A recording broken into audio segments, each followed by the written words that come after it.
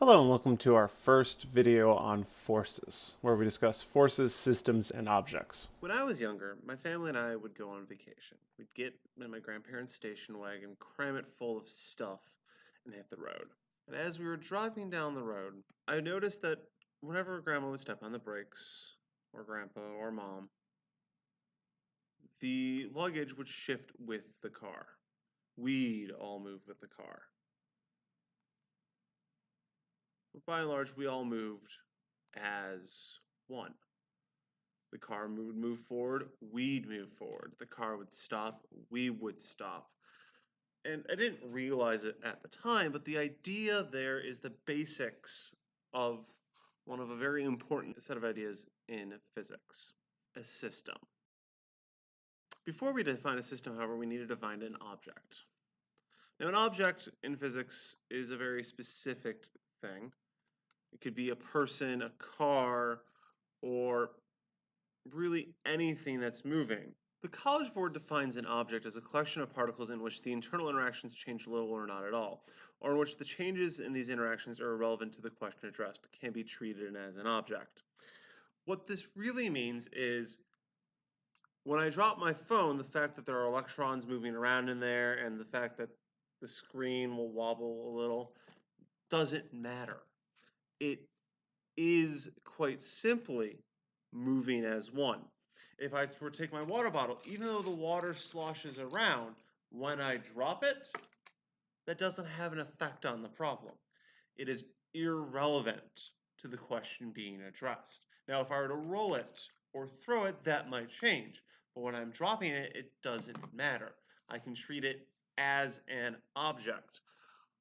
More accurately, an To put it more object simply, is something you're paying attention to that might change over the course of a problem. A single thing in a physics problem that if it moves as one. When we talk about the car driving down the road, everything in the car, the people, the luggage, all move as one. For the purposes of discussing the car, we don't talk about the individual person in it or the individual items in it. We talk about it as if it was a single object. On the other hand, a system is a collection of objects that are interacting. In this case, for instance, we can talk about how the car is pushing along the road, how gravity is pulling the car down, how there's the wind blowing on the car. The car combined with the wind, the earth, and the road all form a system. of interest. So in this case, our object is the car, and the system is the car, the road, the wind, and the earth. More specifically, it's the part of the world we're looking at. While the world is bigger than the car, the earth, the road, and the wind, there's other cars, there's other people. We don't care about them. All we care about is this particular car for this particular problem. Let's take a look at a slightly different example. Here we have someone pulling a cart. The cart or the wagon that is being pulled along is the system we want to look at. And we want to look at all the objects it interacts with. So to be clear, the system is here.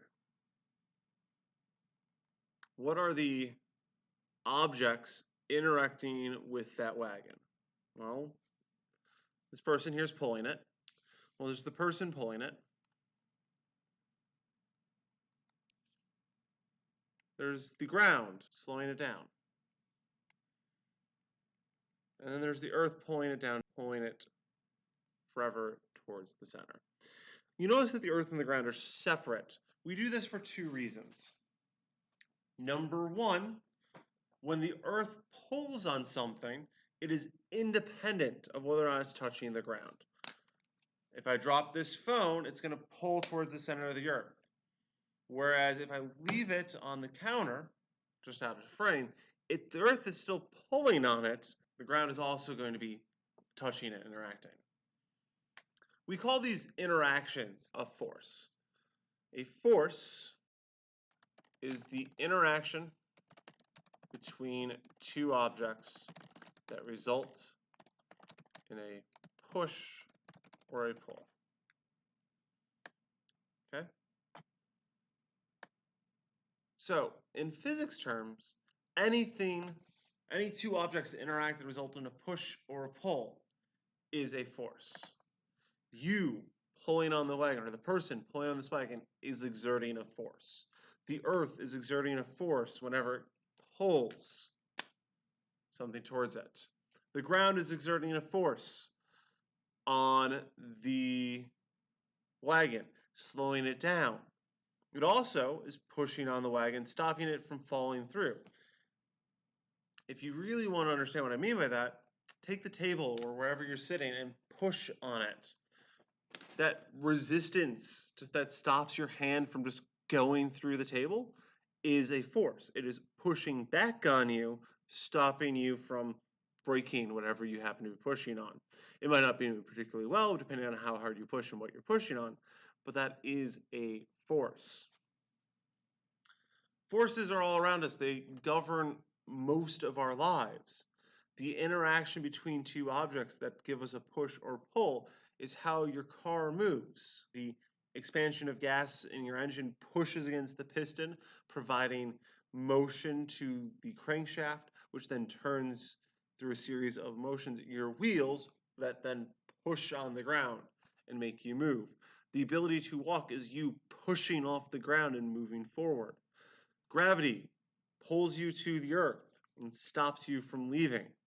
So let's talk about the types of forces. Broadly speaking, forces fall into two categories. On one side, we have what are called contact forces. These are the forces that come from two objects directly touching one another. This could be something as simple as you pushing on someone, or this could be as complex as a football flying through the air and the wind touching it and slowing it down. Our contact forces come in several different flavors. Typically, when we notate a force, we say it's F, which is shorthand for force, and then we do a little subscript to designate what type it is.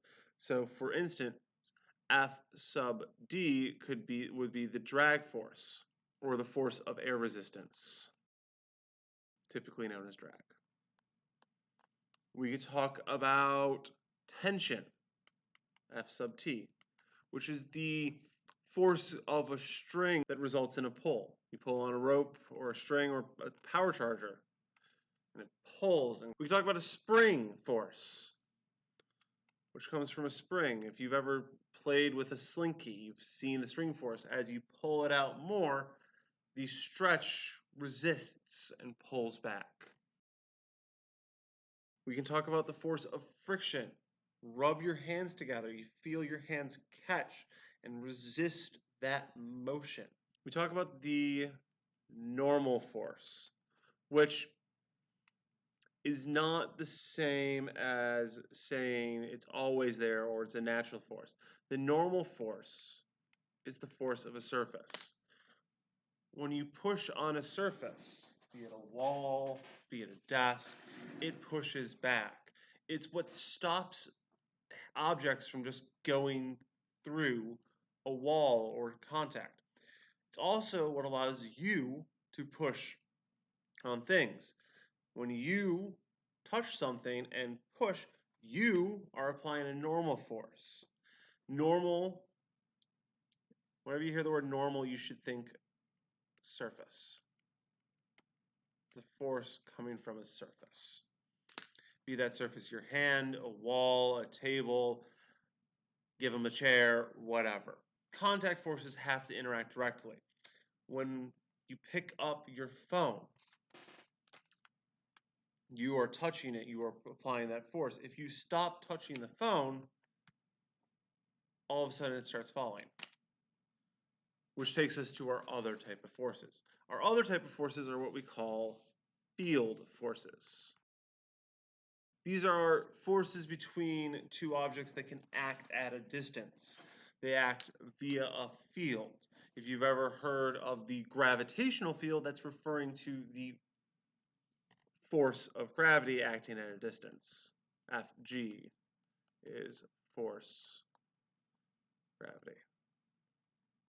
You'll notice I use a lowercase g here. This is very important. Do keep that in mind. The other two types of field forces we typically talked about are the electrostatic, which comes from charged particles such as electrons interacting with each other at distance. You can say force gravity, or you can say the gravitational force. Force gravity, gravitational force, the electric force, and then there's magnets.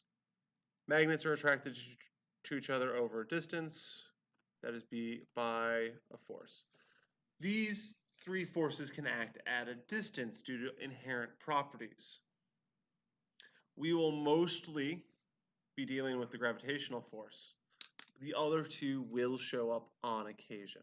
We'll talk more about the identification of forces later and what cause these fields specifically, but for now, all you need to know is that there are contact forces and field forces when we start talking about how objects in a system interact. Imagine you're taking a dog for a walk. Now maybe it looks like this image here, or maybe it looks like this image here.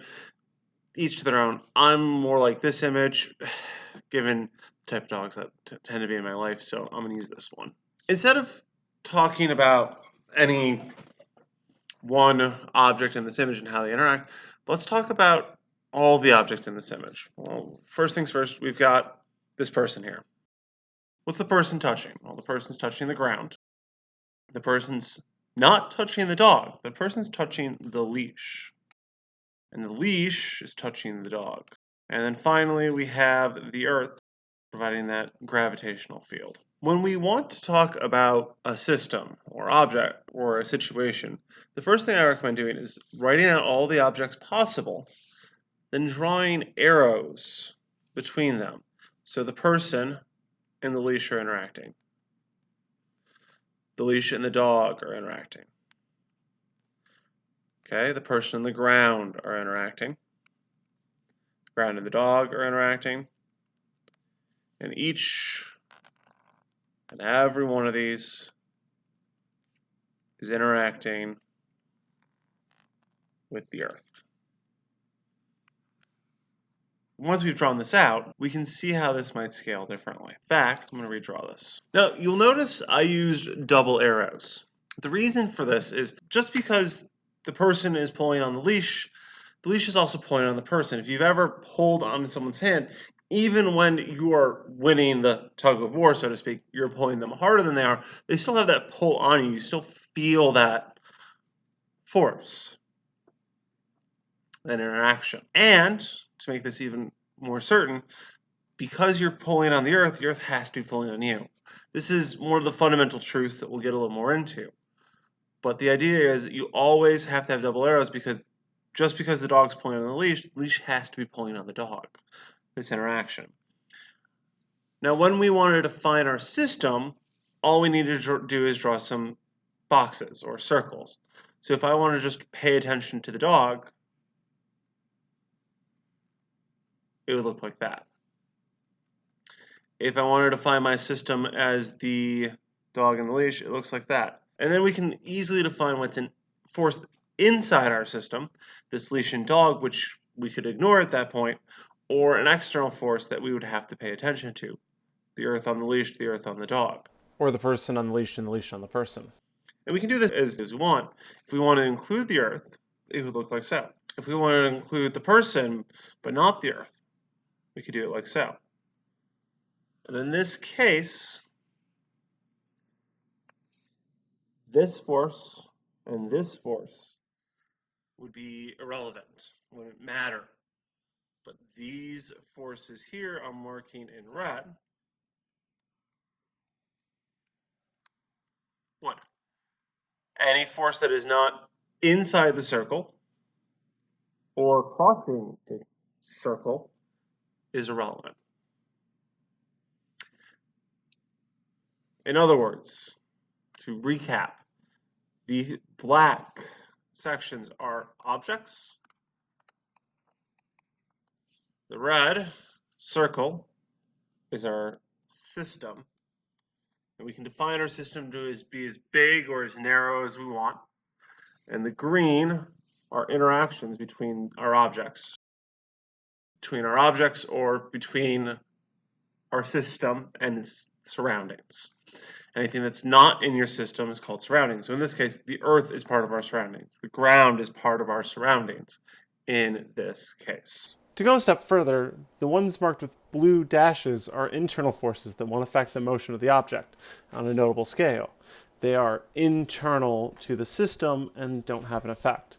The ones with the red check marks are external forces acting on the system that will provide motion or other effects. With that said, we can talk about how this would work. Now, one of the nice things about defining a system is once you've defined a system, and it's truly acting as a single object. If the dog and the person are moving at the same pace, they're all interacting together. In this case, the dog's doing the driving, so to speak.